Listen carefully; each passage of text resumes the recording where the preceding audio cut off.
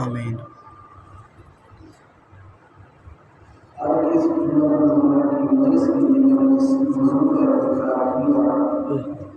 وہ ہے کہ اللہ رب العزت نے حضرت ابراہیم علیہ السلام کو اپنا خلیل کیسے بنایا.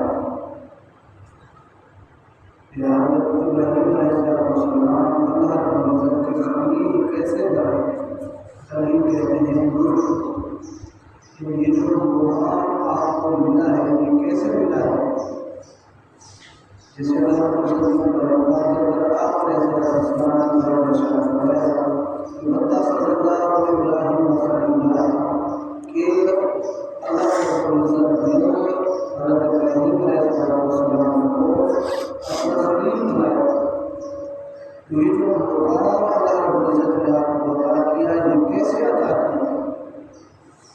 صرف اللہ رب العزت نے آپ کو یہ مقام نہیں عطا فرمایا بلکہ اللہ رب العزت نے آپ ہی کی شان کے بارے میں قرآن پاک کا ارشاد فرمایا قد کان لکم اسوۃ حسنۃ فی ابراہیم.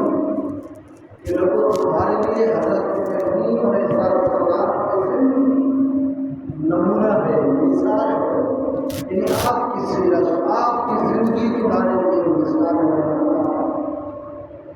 آپ ہی کے بارے میں اللہ تبارک و تعالیٰ نے یہ جملے ارشاد فرمائے کہ وَاتَّخَذُوا مِن مَّقَامِ إِبْرَاهِيمَ کہ حضرت ابراہیم علیہ السلام کے قدموں کی جگہ کو، جہاں آپ نے اپنے قدم مبارک رکھے، آپ کے قدمین شریفین کی جگہ کو اللہ فرماتا ہے مصلی، ہم نے جائے مصلی بنا دیا.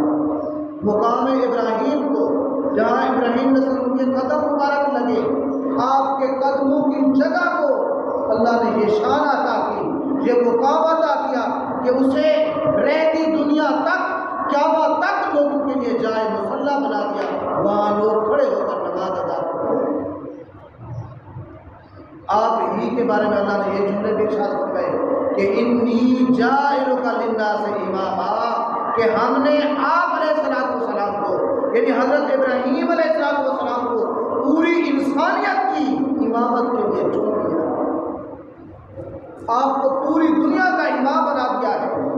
پوری دنیا کے لیے آپ، پوری انسانیت کے لیے آپ امامت کے درجے پر پھیل رہے ہیں. آپ کے بارے میں اللہ رب العزت نے قرآن پاک کے اندر ارشاد فرمایا کہ وَلَقَدِ اصْطَفَيْنَاهُ فِي الدُّنْيَا کہ لوگوں بے شک ہم نے حضرت ابراہیم علیہ السلام کو ان کے رب نے اس دنیا میں چن لیا ہے. فی الدنیا دنیا میں وَإِنَّهُ فِي الْآخِرَةِ لَمِنَ الصَّالِحِينَ اور یقیناً وہ آخرت میں بھی، یعنی کہ دنیا میں اللہ نے اسے چن لیا، دنیا میں اسے مقام عطا کر دیا، دنیا میں اسے شان اور عظمت مل گئی.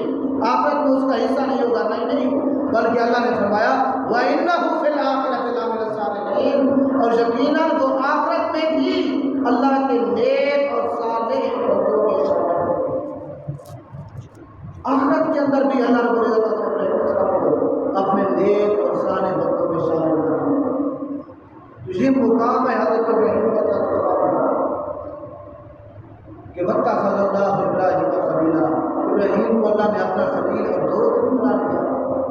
اب سوال پیدا ہوتا ہے کہ اللہ رب العزت یہ شانیں، یہ مقام، یہ عظمت، یہ مقام و مرتبہ حضرت ابراہیم علیہ السلام کو کیوں عطا کیا، کیسے عطا کیا، یہ شان کیسے ملتی ہے کسی کو، کیا محنت کا فرما ہوئی ہے اس کے پیچھے، کیا سبب ہے، کیا ریزن ہے؟ تو اس کے لیے اللہ رب العزت نے سورہ بقرہ کی آیت کے اندر ارشاد فرمایا کہ وَإِذِ ابْتَلَىٰ إِبْرَاهِيمَ رَبُّهُ بِكَلِمَاتٍ اللہ فرماتا ہے جب ہم نے حضرت ابراہیم علیہ السلام کو امتحانوں سے گزارا، مختلف آزمائشوں میں آزمایا، اللہ کی طرف سے مختلف آزمائشیں آئیں، مختلف امتحانات آئے، تو اللہ نے فرمایا فَأَتَمَّهُنَّ، پھر ابراہیم علیہ السلام ان امتحانوں کو پورا کیا، ان آزمائشوں میں کامیاب ہوئے۔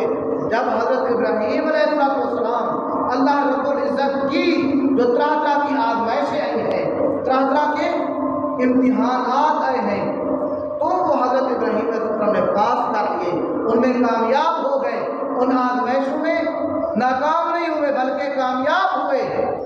تو پھر اللہ رب العزت نے یہ مقام آپ کے لیے ارشاد فرما دیا کہ انی جاعل واتخذ اللہ ابراہیم خلیلا، ابراہیم کو پوری انسانیت کے لیے، پوری دنیا کے لیے، قیامت تک کے لوگوں کے لیے امام بھی بنا دیا اور اپنا خلیل بھی بنا دیا۔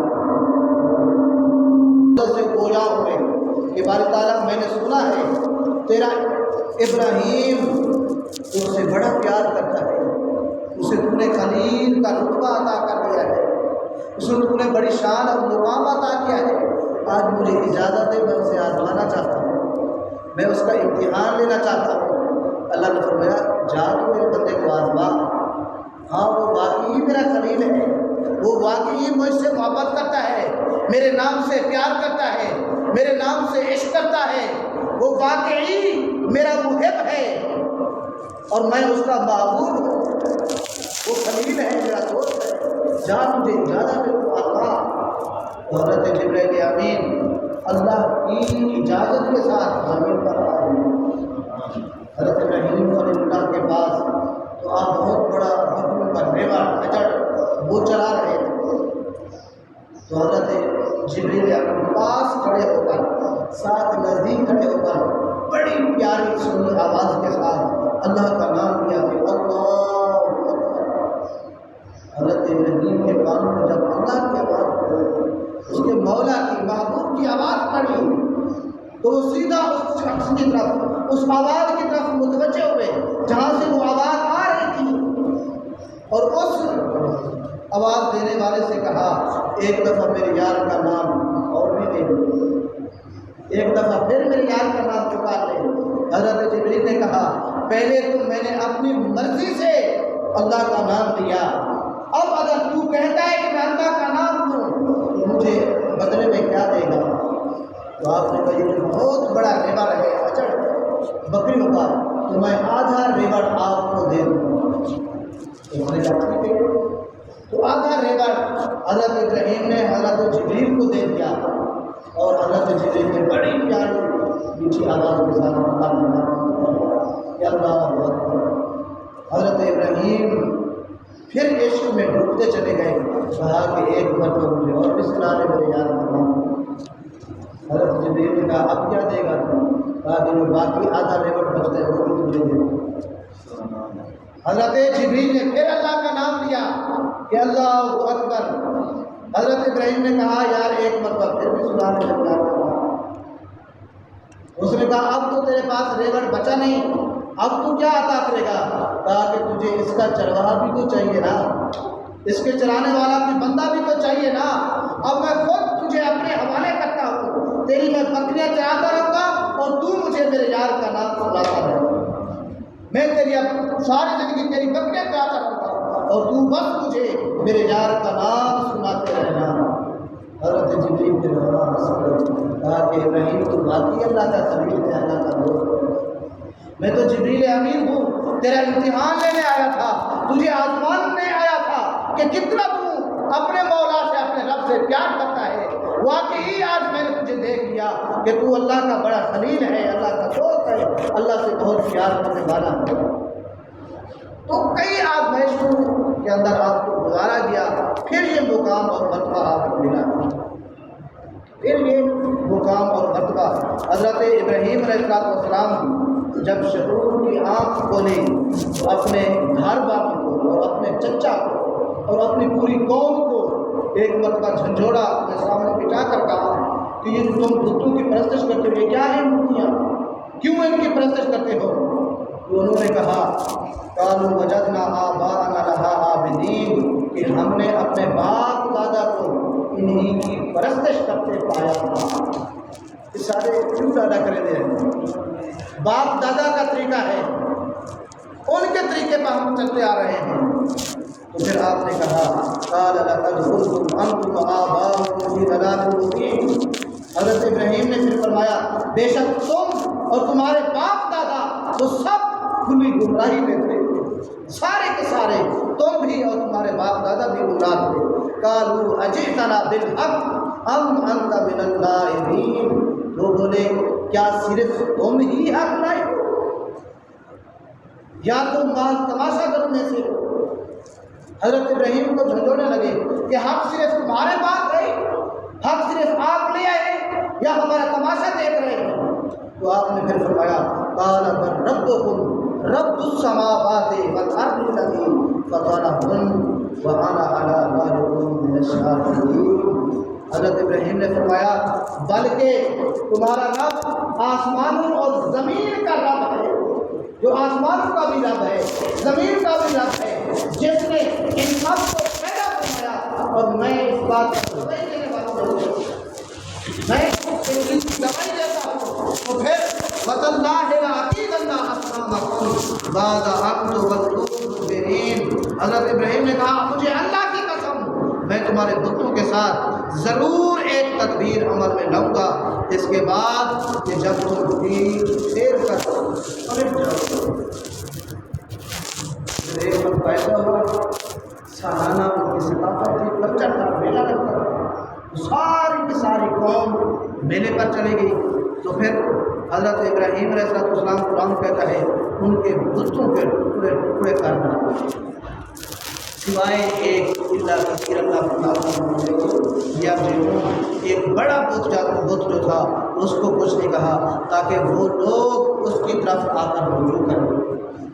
پھر جب وہ واپس آئے قرآن کہتا ہے قالوا من فعل هذا بآلهتنا انه لمن الظالمین، وہ کہنے لگے ہمارے معبودوں کے ساتھ یہ حال کس نے کیا؟ جس نے بھی کیا بے شک وہ ظالموں میں سے ہے۔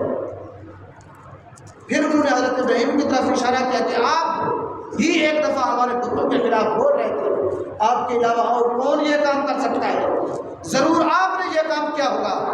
حضرت ابراہیم نے انہیں کہا کہ میں کیوں ایسا کروں گا، آپ کا جو بڑا بت ہے، جو بڑا خدا ہے، آپ اس سے پوچھیں، اگر وہ بولتا ہے تو پھر وہ حضرت ابراہیم سے کہا تجھے تو پتہ ہے وہ نہیں بولتا۔ تو حضرت ابراہیم نے کہا جب تمہیں پتہ بھی ہے وہ بولتا بھی نہیں، وہ سنتا بھی نہیں، وہ کھاتا بھی نہیں، وہ پیتا بھی نہیں، وہ نہ تمہیں نفع دے سکتا ہے نہ نقصان، پھر کیوں تم ایسے بتوں کی پوجا کرتے ہو، پرستش کرتے ہو؟ پھر کیوں تم انہیں خدا بناتے ہو؟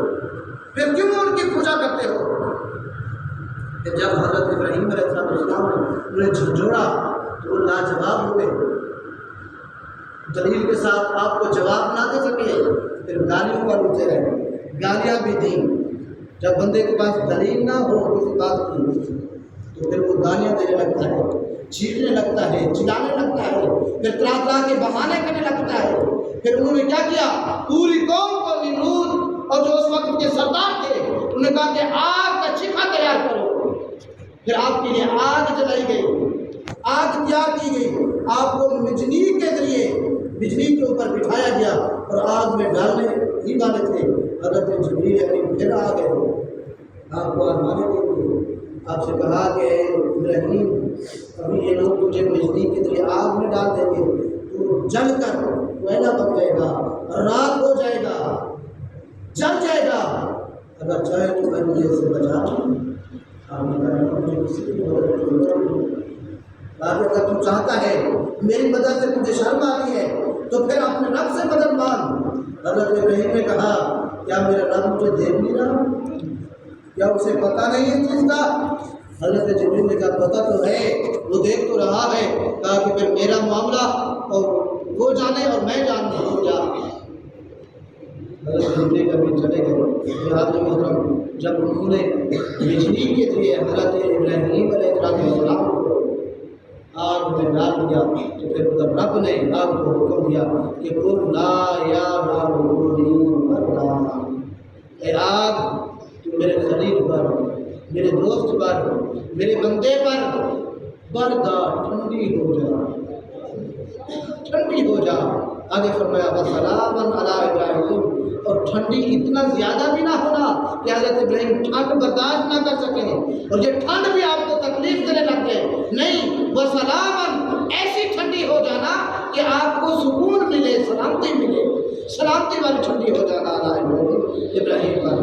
پھر قرآن کہتا ہے وَأَرَادُوا بِهِ كَيْدًا فَجَعَلْنَاهُمُ الْأَخْسَرِينَ، انہوں نے حضرت ابراہیم کے ساتھ پوری چال کا ارادہ کیا تھا مگر اللہ رب العزت نے انہیں ان کی پوری چالوں میں ناکام بنایا۔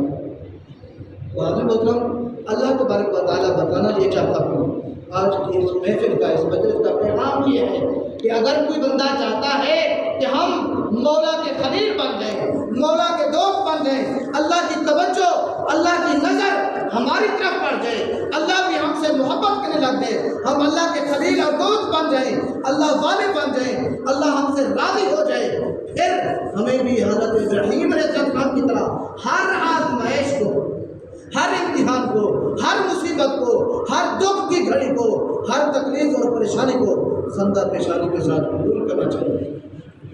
حضرت ابراہیم کی سیرت کے مطابق آپ کے نقش قدم پر چلنا چاہیے اگر ہم چاہتے ہیں کہ مولا ہم سے راضی ہو جائے۔ تو یہی وجہ ہے اللہ تبارک و تعالیٰ جسے بھی مقام عطا کرنا چاہتا ہے، جسے کسی مقام اور مرتبے پر فائز کرنا چاہتا ہے تو پہلے ان کو کسی آزمائش میں آزماتا ہے، کسی امتحان سے گزارتا ہے، امتحان کی بٹھی سے انہیں گزارتا ہے۔ پھر جب دیکھتا ہے کہ میرا یہ بندہ اتنا قابل ہے کہ میری ہر آزمائش کو خندہ پیشانی کے ساتھ قبول کر رہا ہے، میرے دیے گئے ہر امتحان کو، میرے دی گئی ہر مصیبت کو، ہر دکھ کو، ہر تکلیف کو معاملہ نہیں کرتا، ہر تکلیف کا ہر دکھ کا روتا نہیں ہے، چیختا چلاتا نہیں ہے، بلکہ میری رضا پر راضی ہو جاتا ہے، صبر کرتا ہے۔ پھر اللہ تبارک و تعالیٰ انی جاعلک للناس اماما کا مقام عطا کرتا ہے۔ پھر اللہ تبارک و تعالیٰ واتخذوا من مقام ابراہیم مصلی کا مقام عطا کرتا ہے، ان کے قدموں کی جگہ کو مصلی بنا دیتا ہے۔ پھر اللہ تبارک و تعالیٰ انہیں پوری انسانیت کے لیے، قیامت تک کے لیے امامت کا مرتبہ اور مقام عطا کر دیتا ہے۔ واتخذ اللہ ابراہیم خلیلا، پھر اللہ تبارک و تعالیٰ انہیں خلیل کے مقام پر پہنچا دیتا ہے، خلیل کا مرتبہ عطا کر دیتا ہے۔ اللہ کے اللہ تبارک و تعالیٰ